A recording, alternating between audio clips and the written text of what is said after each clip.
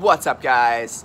I learned something very valuable that I should have known before about eBay, particularly about eBay stores. So, when you get an eBay store, the first payment that you make is actually for the first 2 months. You pay for the store that you used and then also the next month. Whereas with insertion fees, you're only paying for what you currently used. Now this is fine normally, you know, most of the stores are pretty cheap. Even the Anchor store is $300. That's a lot of money, but it's nothing compared to $3,000, right?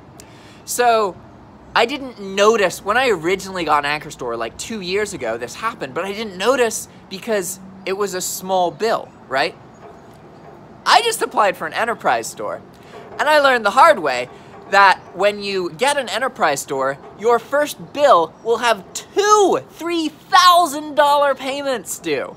And that is because when you pay your first bill for a store, you actually pay for 2 months of the store, okay? So if I get my August bill, in that bill, if I just started the store, I will also get the bill for my store level to be used in July.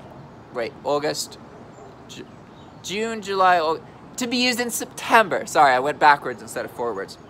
I know this is pretty abstract to you guys, and so far, everything that I've said can be summarized in this one sentence. When you first get an eBay store, you pay for 2 months. Just so you know, okay? There are ways to work around this, and now I'll explain about the little kind of, the choice that you can make, right? So it's really important that you understand how your billing period works. eBay will either bill you on the 1st or the 15th. And the way that the billing system works is that every account has a billing date of either the 1st or the 15th, okay? So you're either one or the other.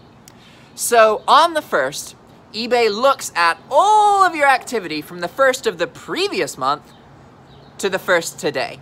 They look at all your insertion fees and your final value fees and all of that, and they compile it into one bill. And then they make that bill due. At this point, you can pay off those fees, and as long as you pay them by 30 days, then you are considered on time. If you fail to pay off that whole bill within that 30-day period, aka by the time the next bill posts, then what happens is it all gets shifted, it all gets added together and gets posted as one bill.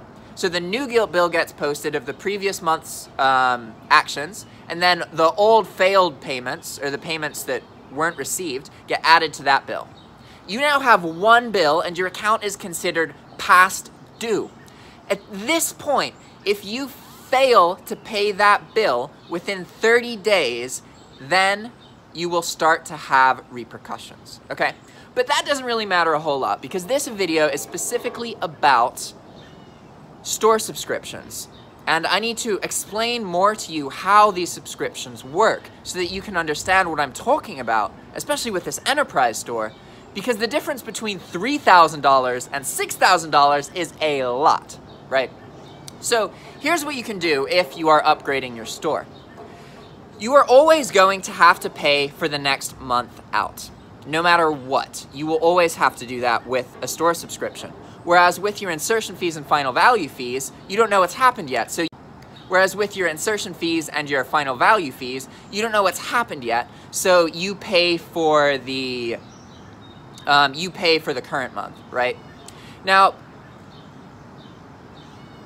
say that you were to try and get an enterprise store halfway through your billing period. What's going to happen is you sign up for the enterprise store. You can immediately post 100,000 listings, whatever. Now, when that bill posts, eBay's going to charge you a pro-rated amount for that first month because you only signed up halfway through the month. So they're going to look at the cost of the store and they're going to divide it by 50, and you're going to get a pro-rated charge of $1,500 or 50% of the enterprise store's first month, right? And then in that same bill, you're also going to get the next month's charge for the enterprise bill. So in total, you will pay a $3,000 for 1 month, and then you will pay $1,500 for the first month, right? So when you start, you have two options pretty much. You can either start and buy the store on day 1 of the billing period, or you can buy the store on the very last day of your billing period. So now I'm going to explain what happens in each of these 2 scenarios. In the first scenario, you are buying the store on day 1 of your billing period. So this means that your bill has just been posted and day 1 of the 30-day period has started. You sign up for the store. You're available, you are able to post 100,000 items at that point, right? But you haven't paid the $3,000 fee yet. After that billing period comes, 29 days later, then you're gonna get a bill. And that bill is gonna be for 2 months of Enterprise Store, which means that you're gonna pay for that first month, $3,000, and it's technically prorated, but because you started on day 1, it's prorated at 100%, right? So it's the full amount. And then you're also gonna be billed for the month after that. So if you start on day 1 of your billing period and you launch a store, your hard deadline to pay your subscription and your insertion fees without being hurt is 60 days from that initial posting period. And that's because, 59 days technically, because 29 days after that posting period, the bill posts and then it becomes due by 30 days later. So you get to make a decision. Because if you post on day 1 of your billing period, you are gonna have to pay for 2 months of whatever store you're paying for. So if you're paying for a $350 anchor store, you're gonna have to pay, the bill that gets posted is gonna have 2 months of that. So you're gonna have to pay $700 to subscription fees, right? If you're paying for an enterprise store, it's $3,000 a month. So you're gonna have to pay $6,000, right? Now let's compare this to if you were to post, or if you were to upgrade your store on the last day of your billing period. If you were to upgrade your store on the last day of your billing period, you aren't going to get charged 2 months. But instead of having 60 days, you're only gonna have 30 days before that first month payment is due, basically, right? So what's gonna happen in this case is it is the day before your bill posts. And so what you do is you upgrade to the store right before your bill posts. Your bill will then post, and it's going to be like, okay, what happened in this last month? Well, this person applied for an enterprise store on the very last day, right? So that means you're gonna have to pay 1/30th of the enterprise store price, a prorated amount. You're gonna pay like $300. And then you're also gonna get the charge for the next month of the enterprise store use. So that's gonna be $3,000. But that way, your first subscription bill is $3,300 plus final value fees and all that, instead of $6,000. So on one hand, you have to pay the money sooner, but it's less. On the other hand, you have to pay the money later, but there's $6,000 instead of $3,000.